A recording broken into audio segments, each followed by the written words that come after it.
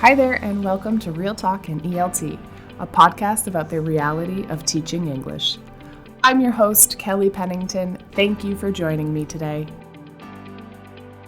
Hi there, welcome back, and today we're going to be looking at some of the issues that students might have with consistency in doing their homework and some solutions that I've come up with for my private students that have helped them get to a point where they're able to complete their homework tasks in a timely manner. So without further ado, let's get into it. The first thing that I do is I usually have a conversation about why. I think that's step one, conversation about why.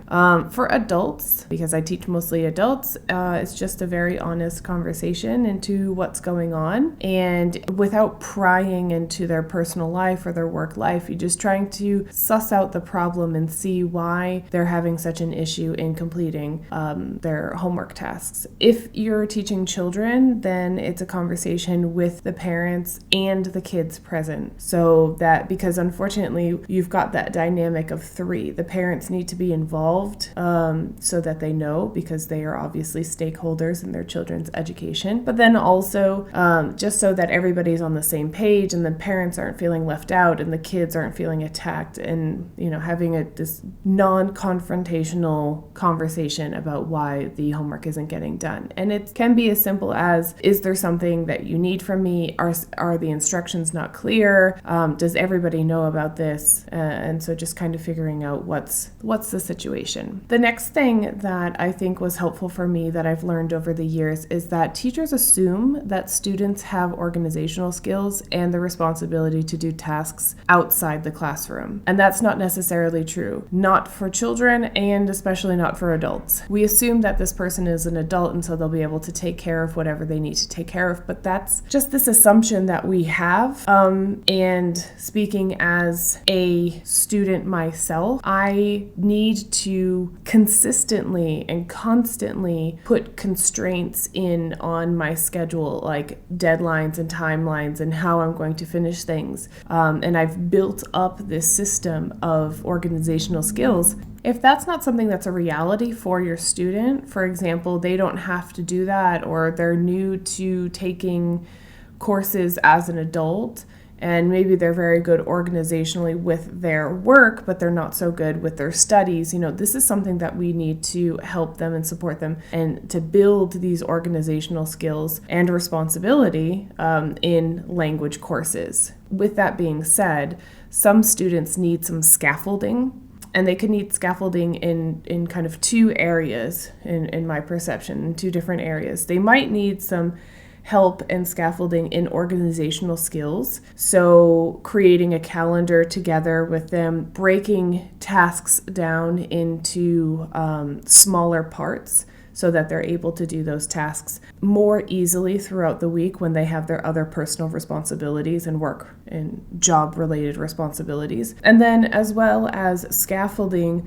the tasks for them. There's this assumption that because they're studying and because they do tasks in the classroom and they're able to follow a logical train of thought and instructions in the classroom, that they're going to be able to immediately transfer those skills into doing a homework task. And that's not necessarily true. So when we give them a task, for example, write an essay, we might need to break that down into smaller parts until they're more comfortable with all of the different parts of writing an essay, all of the different components and steps that we need to take to write a coherent and cohesive essay. And so giving them smaller tasks to do throughout the week that builds onto this larger homework task would help them be able to successfully complete those homework assignments. Another thing that we need to do while we're having this open conversation and trying to help our students do what they need to do is that students and parents, if you have that dynamic, need to know what the consequences are of not doing the homework. So that conversation would detail out things that parents might or might not know, but really bring those issues to the forefront to have a discussion about it. In terms of kids, then of course we're going to see that they might be falling behind in class, that they might not be able to follow the classwork as readily as their peers do. They might have difficulties with their tests. They might have difficulties with projects if you assign projects. And then, of course, all of this leads to falling behind in the language course and possibly being behind their peers who are doing the homework tasks. Now, this isn't an isolated problem for children. Adults also need to know the consequences. In my reality, I teach business English students, and a lot of them don't have time or don't prioritize homework.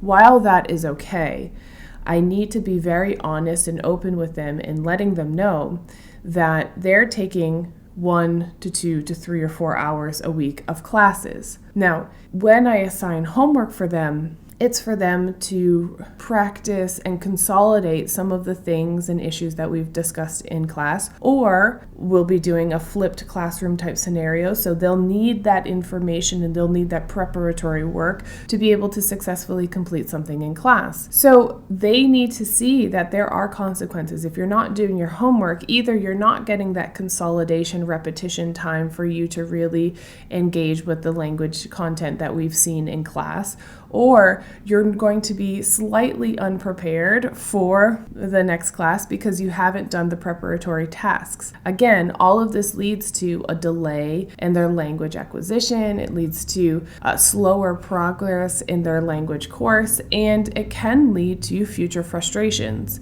Obviously, the frustrations can stem from them feeling as if they're failing because they're not doing the task, having those feelings of guilt and shame because, they're not able to complete something that they expected themselves to be able to, but then also frustration in not being able to see progress. Included in these open conversations about why this is happening and what steps we can take to try and remedy this, and obviously things that we need to scaffold to help the students achieve what they want to achieve, and possible consequences that they are not going to like necessarily if they don't do their homework.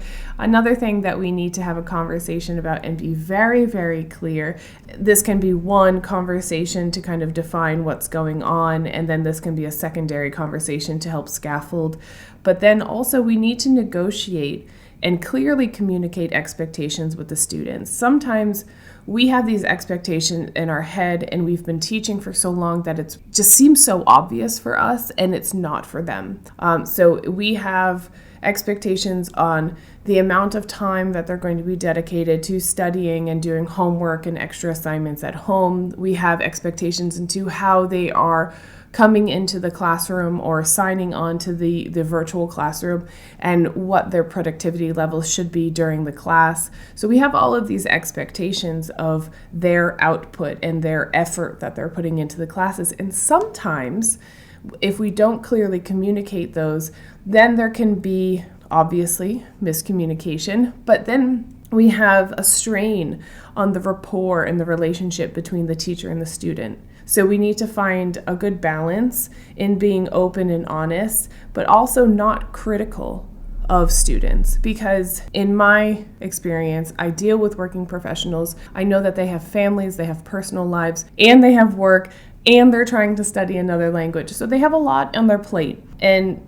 we need to set realistic expectations for them. We don't have to have perfect students because no one's perfect, but we need to be able to set realistic expectations and have that conversation to negotiate and agree upon those expectations from both sides, because the student might have expectations of us that we're unaware of and maybe we're not meeting to help them reach their goals. So again, kind of opening these lines of communication so we can discuss issues that are relevant. To do all of these tips and to have these conversations and to open the lines of communication, here are my solutions, or the things that I have found that have worked for me in the past. First of all, have a conference with the student. Set up a time, set up a day, sit down and talk to them. It can be the student and the parent, depending on your personal situation. Sharing calendars. So have a shared calendar or a shared document where everything is written out and it's very clear and there's everything is explicit in terms of we know on both sides what's going on. Scaffolding the instructions for parents and for adult students. So giving the instructions very clearly and possibly breaking down the tasks, the homework tasks, so that it's easier for the student to adapt, get used to all of those different steps, and then they'll be more and more independent because it's something that they're comfortable with. Negotiating the expectations clearly and possibly having them written down, both on the student's end and on the teacher's end. So what do you want from the classes? Those are my expectations that I need to fulfill. And what do I expect from you to do to be able to participate in language classes? And finally, using a notebook to track things.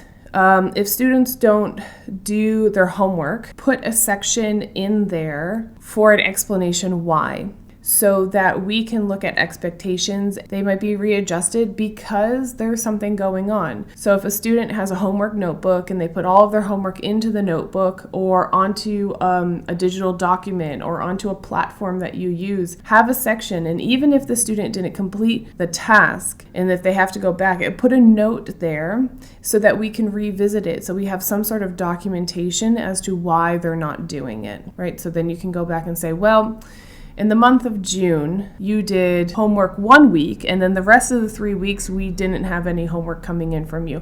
What was happening during those 3 weeks? Was it a work project? Was it a personal issue? Did you just not feel good? Were the instructions not clear? And so then once you have a record, the person can reflect, every week or every month and say, oh, this was going on in my life, so this really affects me. I know that this is going to happen next month because it's an ongoing work project. So let's prepare something to help the students be more productive when they know and we can anticipate that they're going to have problems doing their homework. All right, that's it for me today. We've reached the end of this episode. I hope that this was helpful and what I do with my students can help you in dealing with some of the problems trying to get homework from students who don't have the best track record in consistently handing in their homework. Thank you so much for joining me. And next episode, I will be back with some real talk on students who think they know more than the teacher and how to deal with that in the classroom. Ready to join the conversation? Head on over to Instagram at Real Talk in ELT Podcast or on @EnglishWithKelly and send me a message. That's it for me. Take care of yourself, your health, your vibe, and your tribe. Until next time.